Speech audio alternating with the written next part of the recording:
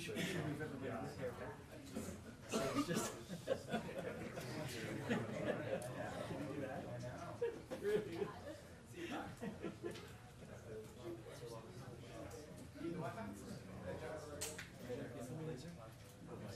What's that?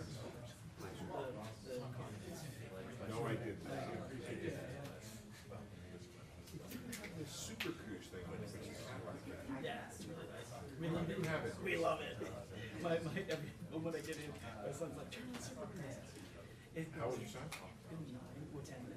Just So you can drive him back to the I do, yeah. It's kind of creepy in the fact that it just sounds like it changes lanes. But what's really It does. But what's really cool is it doesn't slow down. So you know, so if you're on cruise control, you know how you can go with like slowing down. And then you All of a sudden you're 50 behind grandma. exactly. This one anticipates that, never slows you down, changes lanes, and comes back. Yeah. Really good. It's really nice. I took, you know, Yeah. I took the merit place. Oh, yeah. Curvy. Yeah, yeah. It was, I didn't work from Connecticut down to my house in New York. It was Nice. 30 miles. Yeah, yeah. Nice. So anyway, We haven't gone that far. they're not going to put that on the Blazer until next year. Okay. It's fine, you know. You know, we found though our Blazer only because it has the massage seats, it has air conditioning. So when you're in the hot, Yeah. we get back to the. That's interesting. But that's using all the stuff, right? Right. So I imagine in the winter it's probably a little bit better because it's The heat is obviously that's interesting. we don't go that far. You know, I just spent money for a new brakes on my old Jeep, so I'm kind of loving that. What works out is incentive on the Blazer is still are 2 years of free charging. Yeah. Stations, and my wife's work is 1 hour free fast charge. At work? So she goes for an hour, plugs in. What does it cost you to have another year? No, we just can't handle it. So, yeah, so we came in, so we have a slow charge. For 1 year.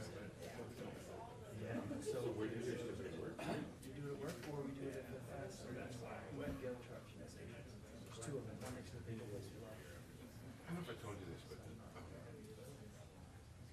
Uber was only incentive to drivers to lease an electric car. Yeah. Drivers in New York, Uber drivers, Yeah. you going out Okay. in a car, Oh, which is they didn't realize it. That they, so they have to get up early in the morning. yeah. An hour before they want to work, they have to go get in line and jump the shop, which is like 10 miles away. So they were just and if that was not the case, And then you would have all of these Uber electric cars all over the place. and that's been the problem. We have a go to well, last year, she's already Right. different charges. And last year, because of the electrician and sales, The outside. For years. So you put it in outside. That was that to run the cables and everything.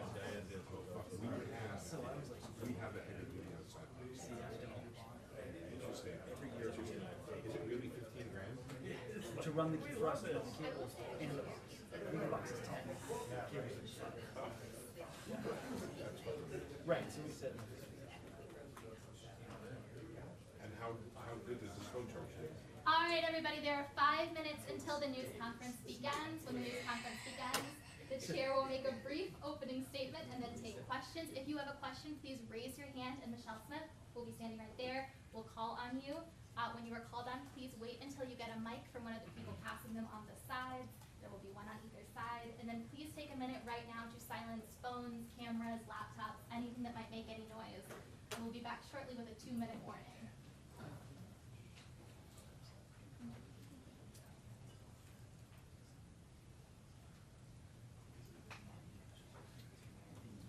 So we looked at it and it said, we were at like 40%.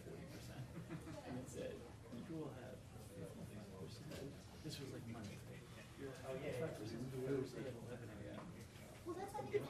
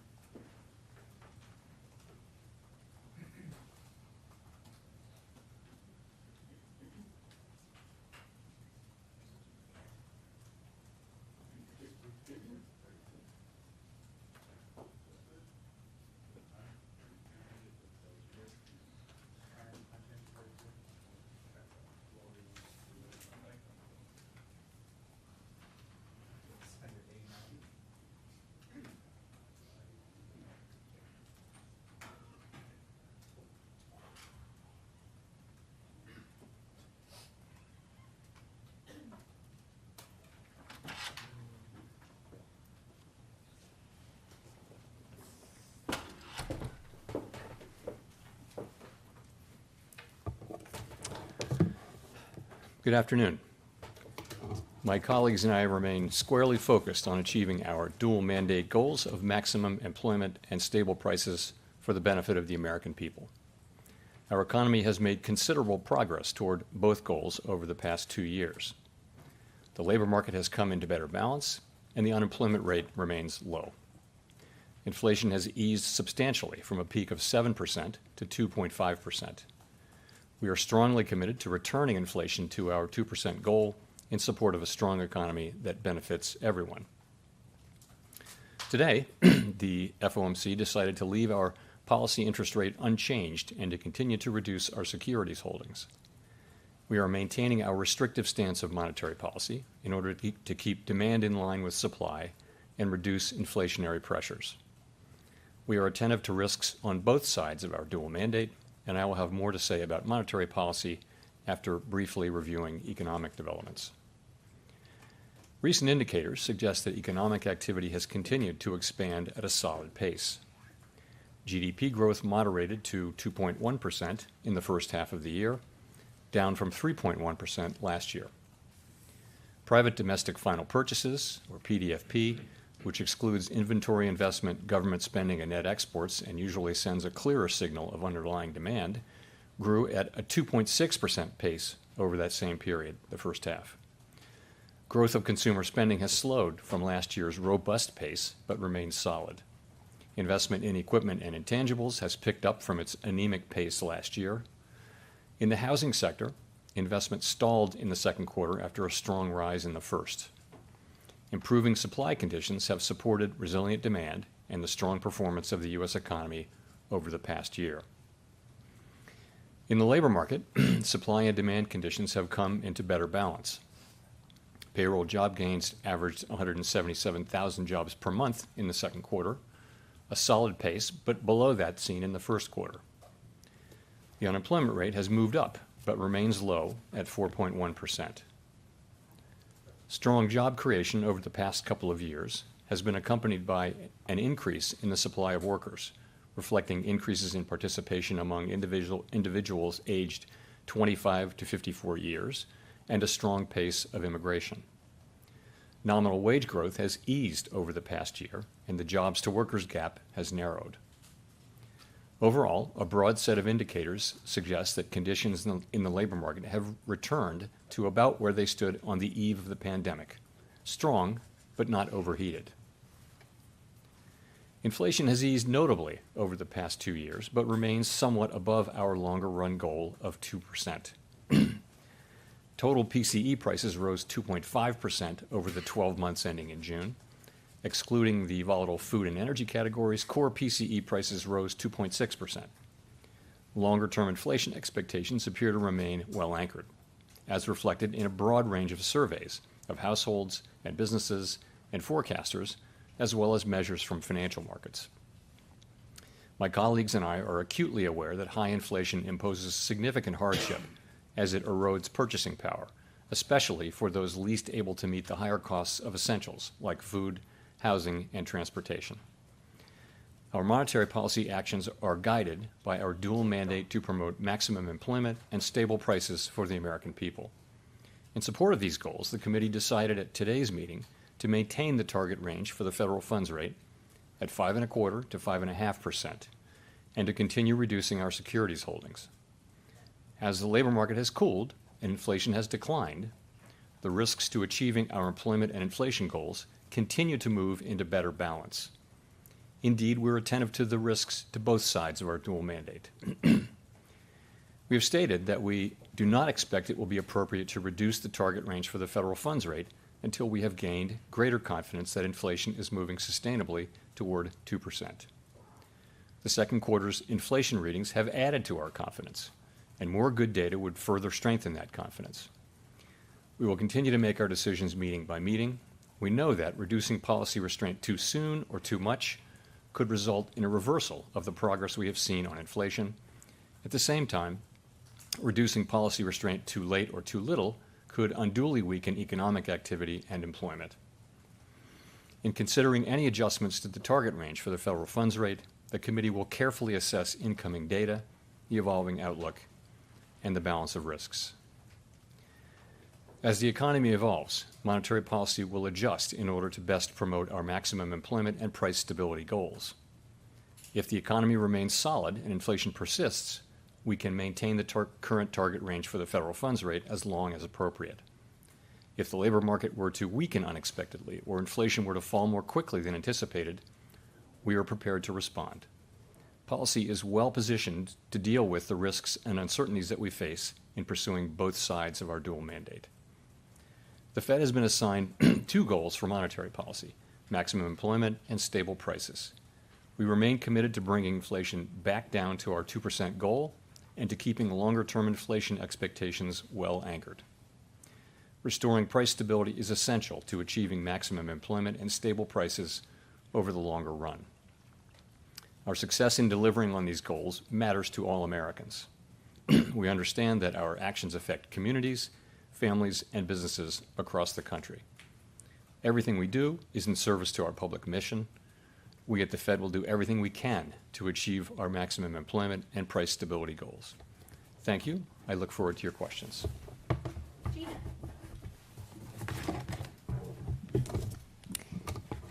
Gina Smilik from the New York Times. Thanks for taking our questions. Markets pretty much entirely expect a rate cut in September at this stage. I wonder if you think that's a reasonable expectation, and if so, why not just make the move today?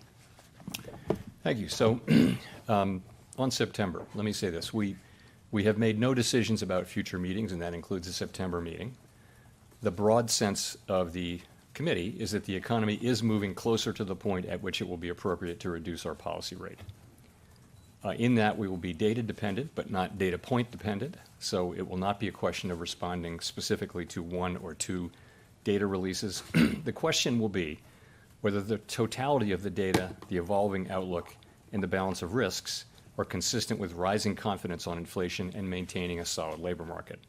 If that test is met, a reduction in our policy rate could be on the table as soon as the next meeting in September. So you asked why not today, and I would just say, again, that the broad sense of the committee is that we're getting closer to the point at which it will be appropriate to reduce our policy rate, but that we're not quite at that point yet. Howard. So just to follow up on that a bit, if inflation behaves as you expect between now and September, would you regard a cut in September as sort of the baseline scenario right now?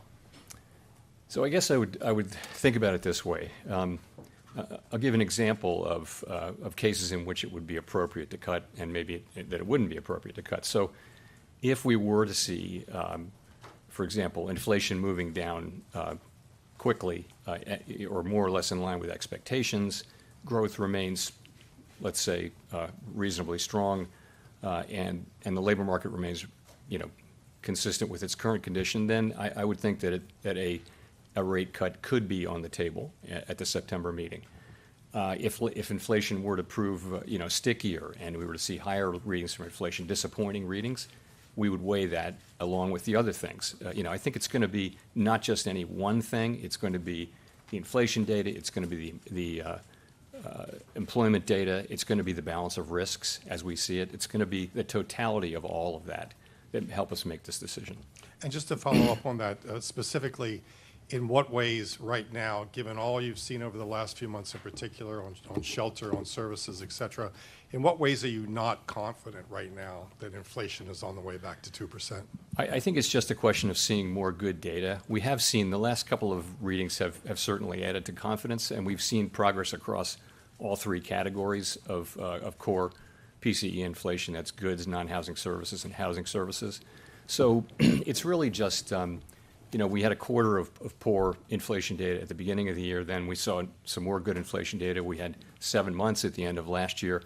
We just want to see more and gain confidence. And as I said, we did gain confidence, and more good data would cause us to gain more confidence. Colby. Thank you. Colby Smith with the Financial Times. The March SEP pointed to 3 cuts in 2024 with core inflation at 2.6% and the unemployment rate at 4%. Since we're now at that level in terms of inflation and already beyond what was projected for the labor market, I'm just wondering if that rate path is back to being the best guidepost for policy rather than, let's say, the shallower one laid out in the June SEP. So I would just say really the path ahead is going to depend on the way the economy evolves. And I can't really give you any better forward guidance on it than that. We didn't, of course, do an SEP at this meeting. We will do another one at the September meeting.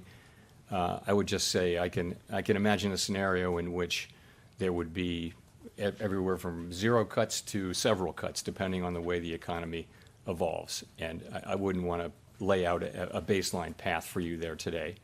I've said what I can say about September and about today, though.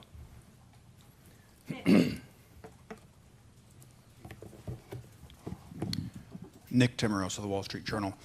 Chair Powell, you've said before that you wouldn't wait until inflation got to 2% to cut rates because of how inflation has lagged. Does that apply for the labor market too? If the labor market is back in equilibrium, why is restrictive policy and potentially very restrictive policy, given the high real funds rate, warranted right now? So this is the very reason that we're thinking about that we've said in our statement that we're going back to looking at both mandates and that we think the risks are coming back into balance. We think what the data broadly show in the labor market is an ongoing gradual normalization of labor market conditions. And that's what we want to see. We've seen that over a period of a couple of years, and a move really from overheated conditions to more normal conditions. We are watching the labor market conditions quite closely, and that's what we're seeing. If we start to see something that looks to be more than that, then we're well positioned to respond. That's part of what we're thinking. And when you talk about seeing something that's more than whatever softness or slowdown you expect, in the past you've said that stronger growth wouldn't override better news on inflation. I wonder how that cuts the other way. If you're seeing more softness in the labor market than what you would expect, does that change the calculus on what you're looking for out of the inflation numbers to recalibrate policy? So we have growth isn't one of our 3. We have 2 mandates, as you know. The labor market, maximum employment is one, and stable prices is another. So we weigh those 2 things equally under the law.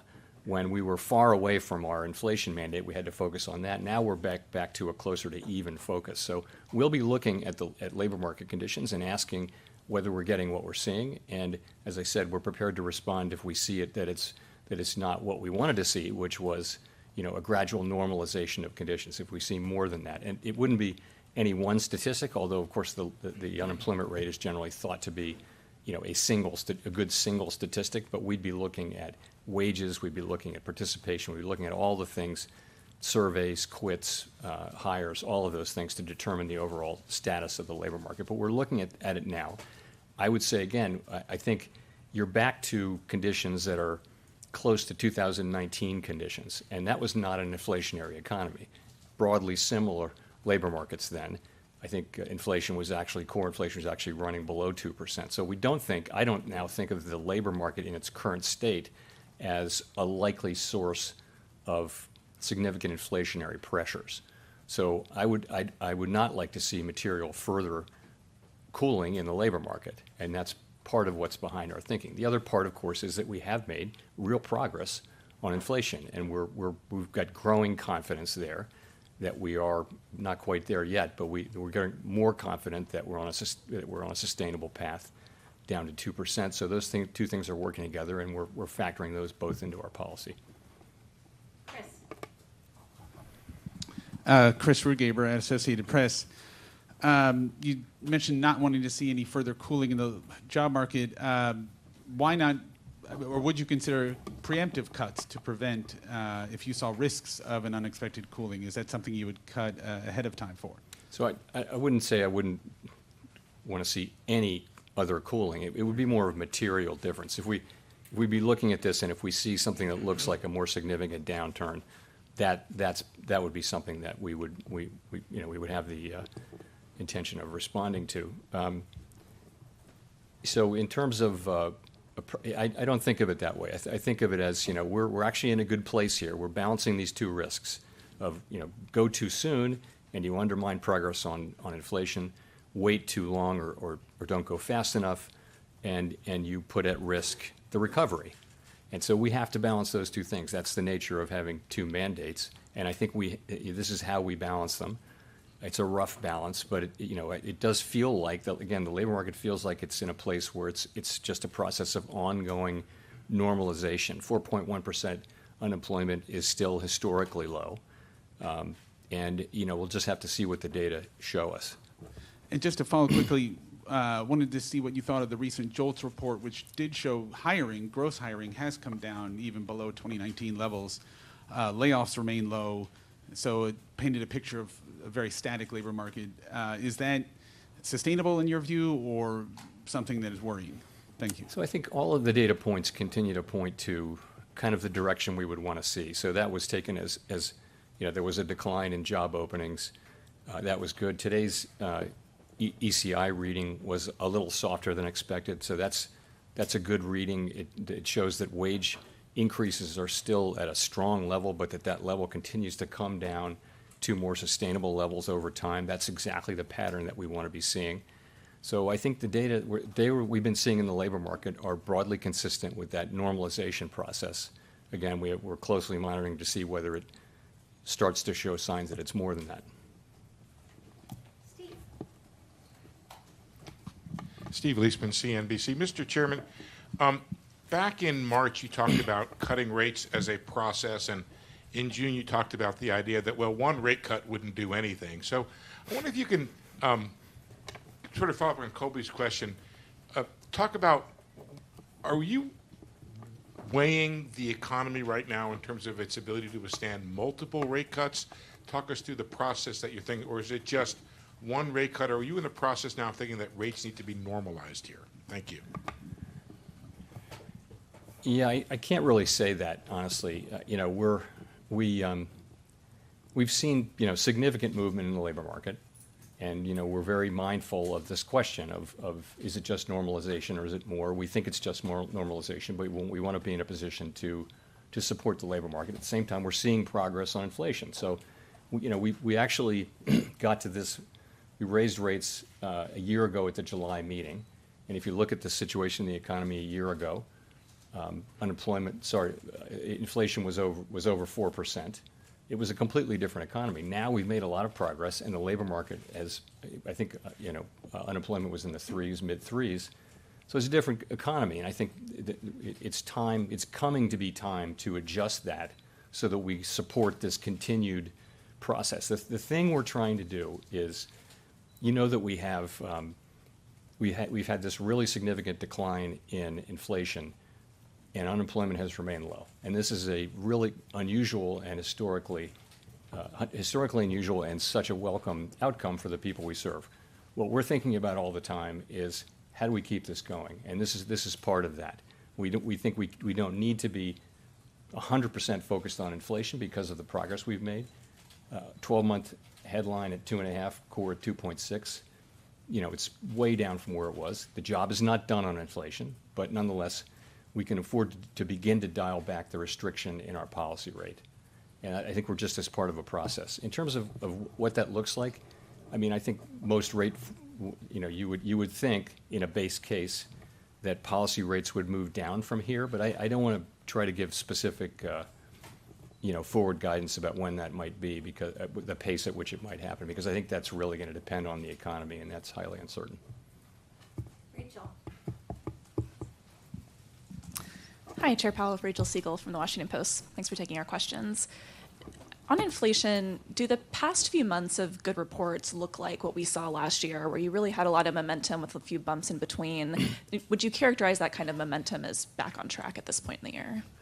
Actually, what we're seeing now is a little better than what we saw last year. Last year, as we pointed out late in the year, a whole lot of the progress we saw last year was from goods prices, which were going down at an unsustainable rate, disinflating at an unsustainable rate. This is a broader disinflation. This has goods prices coming down, but we're also now seeing progress in the other two big categories, non-housing services and housing services. So, so the thing is, you got 1 quarter of that. We had 7 months of low inflation. You got 1 quarter of this. I would say the quality of this is higher, and it's good, but so far it's only a quarter.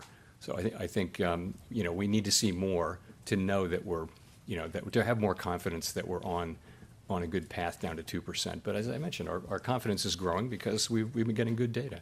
And things like the ECI report, and frankly, the softening in the labor market conditions, give you more confidence that the economy's not overheating. It doesn't look like an overheating economy.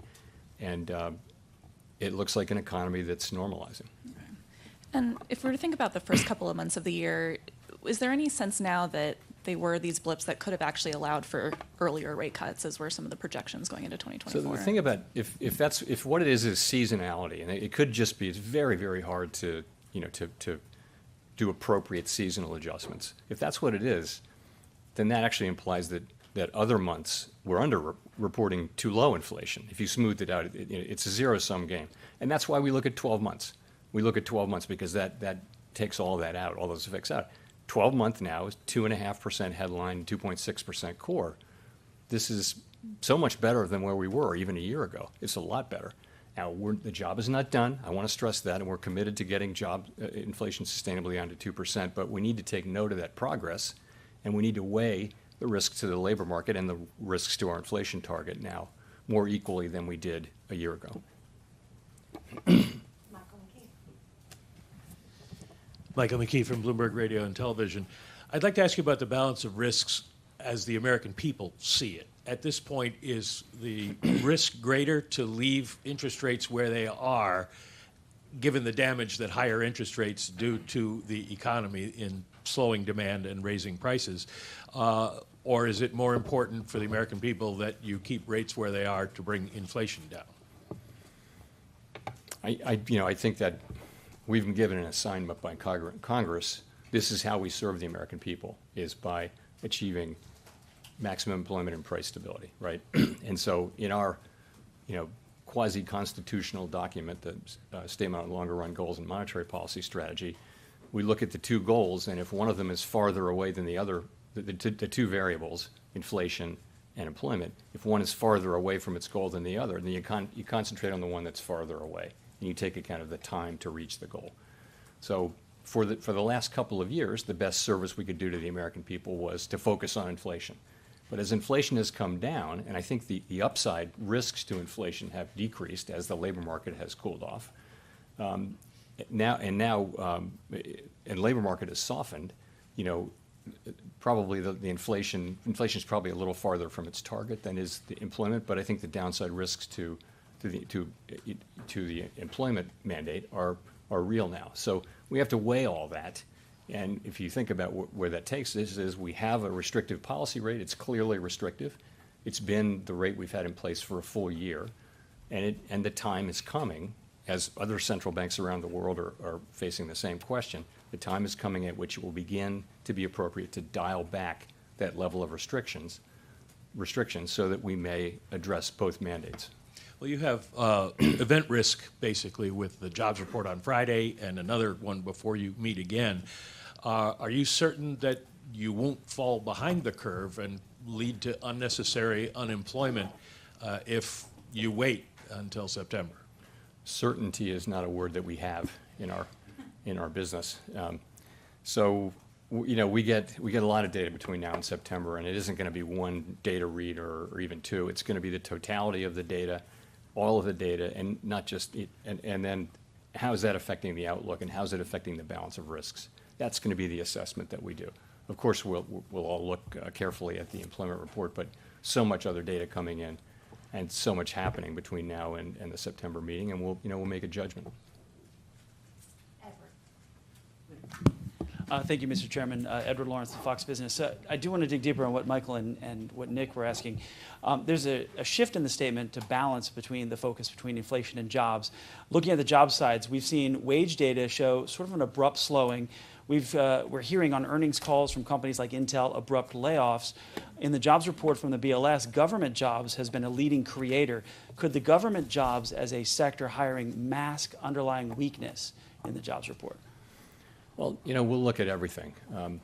We've seen some tendency to have a narrowing base of job creation in some months going back, but then we've had some months where job creation was broader, and also the headline number of jobs has come down. So but you look at the whole thing, and I think you do look at private demand extra carefully. To your point about government. So we'll just be looking at all those things. So as a follow then, so could the Fed then be behind the curve? Because you said some of the reports, last meeting, you said the reports could be noisy or overstated. Was there a discussion of what kind of discussion was there for a cut today?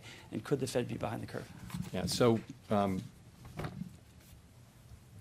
look, the objective is to balance the two risks, right? It's the risk of going too soon and the risk of going too late. We've been, we had 7 months of good inflation data at the end of last year. We said we wanted to see more. We pointed out that too much of this was coming from goods, and sure enough, the first quarter wasn't great inflation data. Now we've got a quarter that is good, and we're balancing the risk of going too soon against the risk of going too late. That's what we're doing. There's no guarantee in this. It's a very difficult judgment call, but this is how we're making it. But in terms of today, your question about today, we did have we had a nice conversation about this issue today. The overall sense of the committee, as I mentioned, is that we're getting closer to the point at which it'll be appropriate to begin to dial back restriction, but we're not quite at that point yet. We want to see more good data. The decision was unanimous. All 19 participants supported it. But there was a real discussion back and forth of what the case would be for moving at this meeting. A strong majority supported not moving at this meeting. That was the strong sense of the committee. But it's a conversation that we had today, certainly. Courtney. Courtney Brown from Axios. Thank you for taking our questions. When the Fed was raising rates, there was a lot of conversation about long and variable lags. I wonder if that applies on the way down too. How are you and the committee thinking about that? Yes, it does. And I think the lags have kind of showed up here in the last 6 months, by the way.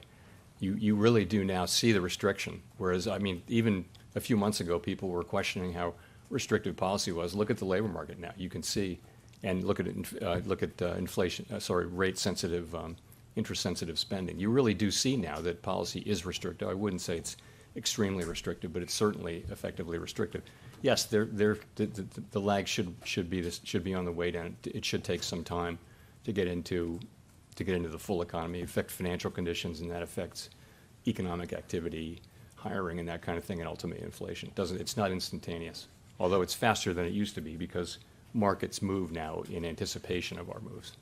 So are you worried then that if monetary policy acts with long and variable lags, even when you're lowering interest rates, it might be too late for the Fed to help stave off any kind of slowdown in the labor market or broader economy? Yeah, we have to worry about that. Just to make it clear, it's a very difficult, challenging judgment, and we didn't want to go too soon. We don't want to go too late, but this is how we've made that judgment. I feel good about where we are. We're certainly very well positioned to respond to weakness with the policy rate at 5.3%. We certainly have a lot of room to respond if we were to see weakness. That's not what we're seeing, though. What we're seeing, look at the first half growth numbers. Look at PDFP at 2.6% for the first half. It's not signaling a weak economy. It's also not signaling an overheating economy. Labor market, admittedly, the unemployment rate has moved up 0.7, and we're seeing a normalization there. But wage increases are still at a high level. Unemployment is still at a low level. Layoffs are very low. Initial claims have moved up, but they're pretty stable, and they're historically not high at all. So the total scope of the data suggests a normalizing labor market. And again, we are carefully watching to see that continues to be the case. Victoria. Hi, Victoria Guido with Politico. On the labor market, I was wondering, how worried are you all about unemployment rising to the point where it triggers the SOM rule? And would that potentially affect how quickly you cut rates?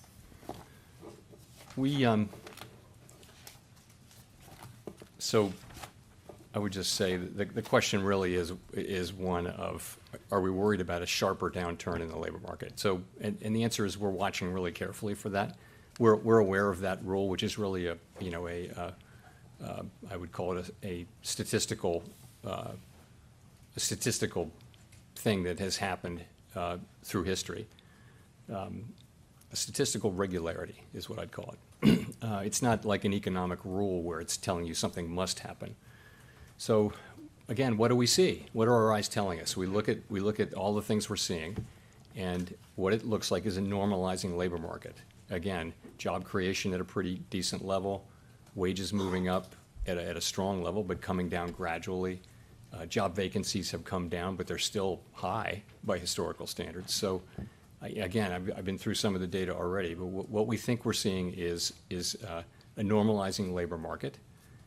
And we're watching carefully to see if it turns out to be more, if it starts to show signs that it's more than that, then we're well positioned to respond. Is there reason to think that the labor market might behave differently this time than it has historically? I think, history doesn't repeat itself. It rhymes. I think that statement is very true about the economy. You never assume it's going to be just the same. An example would be, is there a trend increase in the level of vacancies? There are many, many examples, so it's never exactly the same. Also, let's remember that this pandemic era has been one in which so many, apparent rules have been flouted, like the inverted yield curve, for starters. So many pieces of received wisdom just haven't worked, and it's because the situation really is unusual or unique in that so much of this inflation came from the shutdown in the economy and the resulting supply problems in the face of, admittedly, very strong demand. So the whole situation is not the same as many of the other prior inflation or downturns that we've seen, or business cycles that we've seen. So we're having to learn, we're having to, to be very careful about the judgments that we make, I would say. So we don't assume that these regularities will just repeat themselves automatically.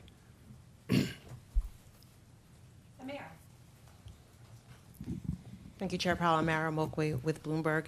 There seems to be quite a difference between what the anecdotal data are telling us, such as the very recent downbeat beige book, and the hard data. Do you take those anecdotes seriously? That is, that the economy and labor market are cooling much more rapidly than what's shown in the data? So I do take that seriously, and the beige book is great.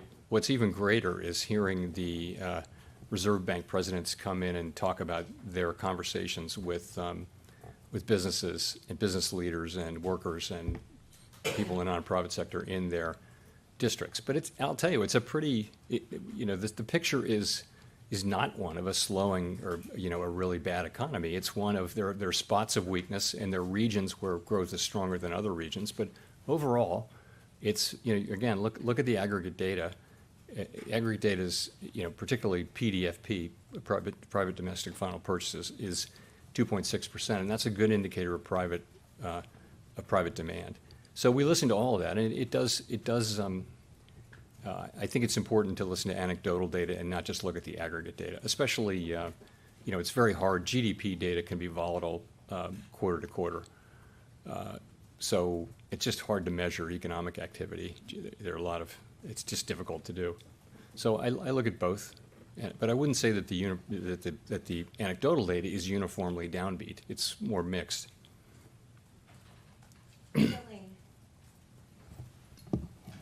Thank you. Jolene Kent with CBS News. Chair Powell, thanks for taking our questions today. You have consistently said that the Fed does not consider politics in making decisions. With a possible September rate cut on the table, it would be less than 2 months before the election, and former President Trump reportedly said that cutting rates so close to the election is something the central bank knows they shouldn't be doing. What's your response, and do you believe it's possible to really remain apolitical with a September rate cut? I absolutely do, and I think it's, first of all, we haven't made any decisions. I would say it this way. Haven't made any decision about any future meeting. I don't know what the data will reveal or how that will affect the appropriate path of our policy. I really don't know.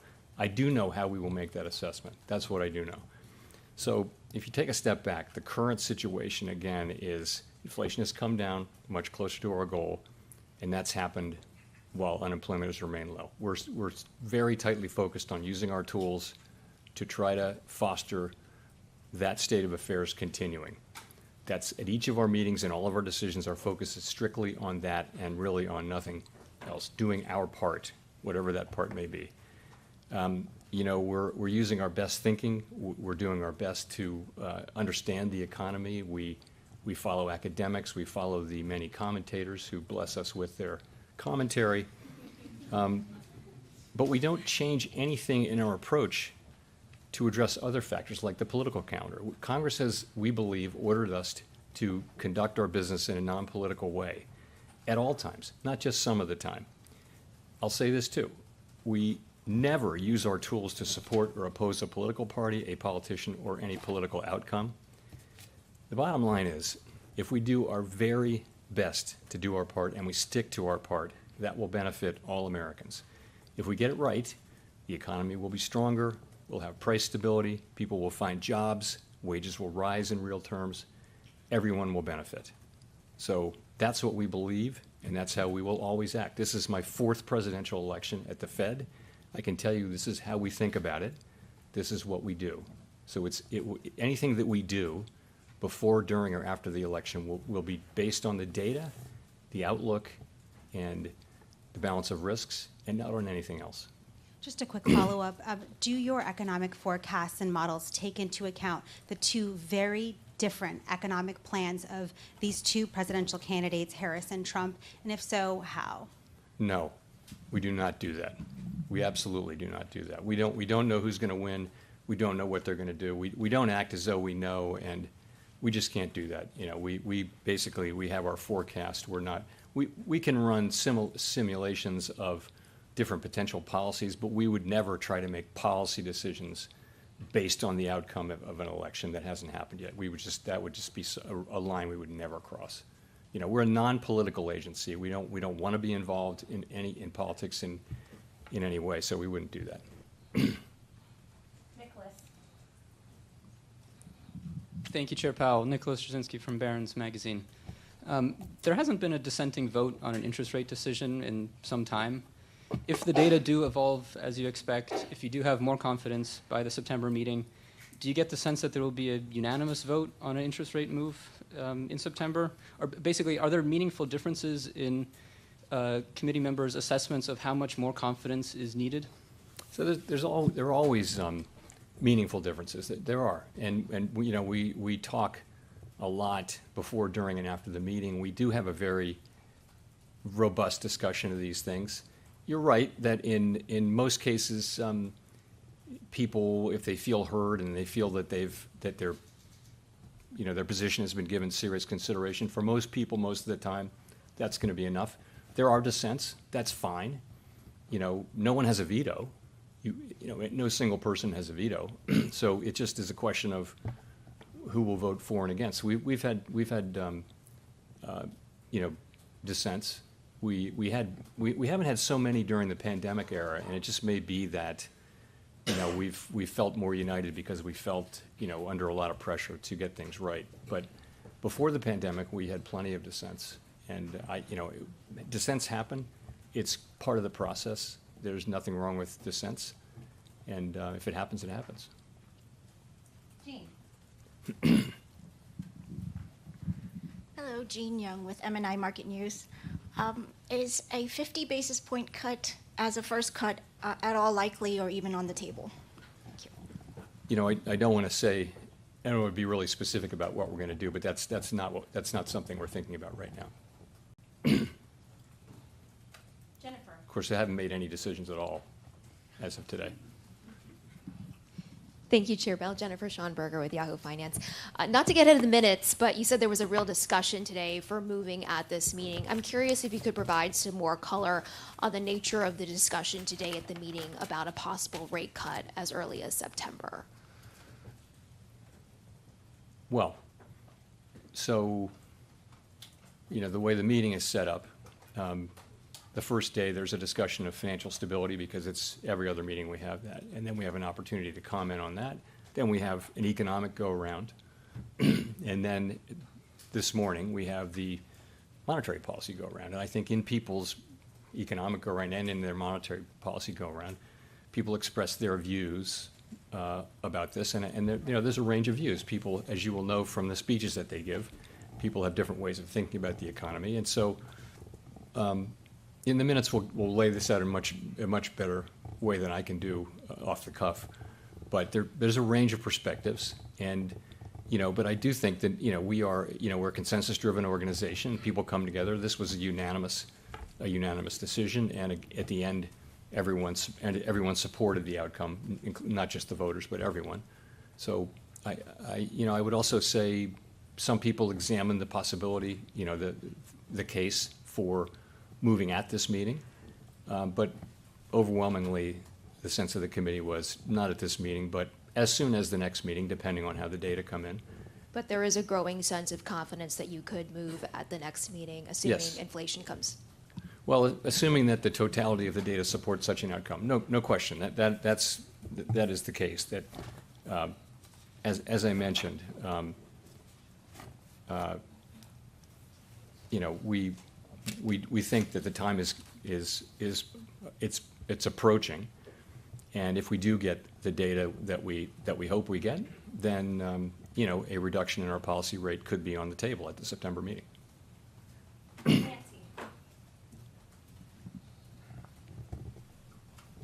Hi, Chair Powell, Nancy Marshall-Genzer with Marketplace. Former New York President Bill Dudley wrote an op-ed in Bloomberg earlier this month, which you probably saw, in which he said, quote, "It might already be too late to fend off a recession by cutting rates. Dawdling now unnecessarily increases the risk." Is he wrong? So this is the judgment that we have to make, and we're well aware of the judgment. We're as I've said, we have to weigh the risk of going too soon against the risk of going too late. If we go too soon, we can, we had a lot of advice, to go ahead and cut after the 7 good months of last year. We didn't. We said we needed to see more. Then we saw some higher inflation. We've seen 1 quarter of good inflation, and we've seen the labor market move quite a bit. And as I mentioned, I don't think it needs to, cool off any more for us to get the inflation results that are related to the labor market. Not all inflation is, of course. So I think it's a difficult judgment to make, and what you see is the judgment of the committee is that that time is drawing near. That time could be in September, if the data support that. And have the chances of a hard landing increased? So I don't know whether they've increased. I think they're low. I think this is, you don't see any reason to think that this economy is either overheating or sharply weakening. That's just not in the data right now. What's in the data right now is an economy that's growing at a solid pace, a labor market that has cooled off, but nonetheless, unemployment is low. The data overall show a strong labor market, so that's really what you see. It's neither an overheating economy nor is it a sharply weakening economy. It's kind of what you would want to see, but of course, the job is never done. We're watching to see, which way the economy heads, and I think if we are to respond to weakness, we're certainly, well equipped to do that. But that's not what we're seeing. What we're seeing is strong economic activity and a good labor market and inflation coming down. Greg. Thank you so much. In the minutes of the June meeting that came out a few weeks ago, there was a discussion about communications, and some Fed officials said maybe the Fed wasn't as clear enough about its reaction function. And when I talk to the commentators who bless you with their comments, they say that they really don't have a sense of what is going to judge, maybe not the first cut, but the pace of the cuts going forward. They don't have a good sense of that. Is there anything you can say, like, how will we judge that? I think the reality is that forecasters, and this isn't just the Fed by any means, forecasters have been continually surprised by, for example, the strength of the economy last year. So I think we had to be pretty humble about giving forward guidance about this, that, and the other thing. We need to be pretty careful about that. And, you know, when you're saying you're going to be data-driven, of course, it's always what the data, how they affect the outlook and the balance of risks, but nobody has great vision deep into the future. In terms of a reaction function, that's a long time, you know, discussion that people have had forever. I think people have understood for a long time, actually, that we were very focused on bringing down inflation. Nobody was really confused about that. The data have, you know, again, you've seen significant improvement in inflation just for the last quarter. Markets move around on that, on the data, really, not so much. It's not really what we're going to do. It's more just that the data keep coming in, and markets are very, very responsive to that data right now. Go to Jeff for the last question. Thank you, Mr. Chairman. I'm going to change gears on you just a little bit from all of the rate talk and whatnot. With Fed now being in the books for a little over a year, there hasn't been a whole lot of talk about central bank digital currency, and wondering if you could give us an update on where things are with that. Is that considered a dead issue now? Is it still something that's being discussed within the committee, and what's happening with that?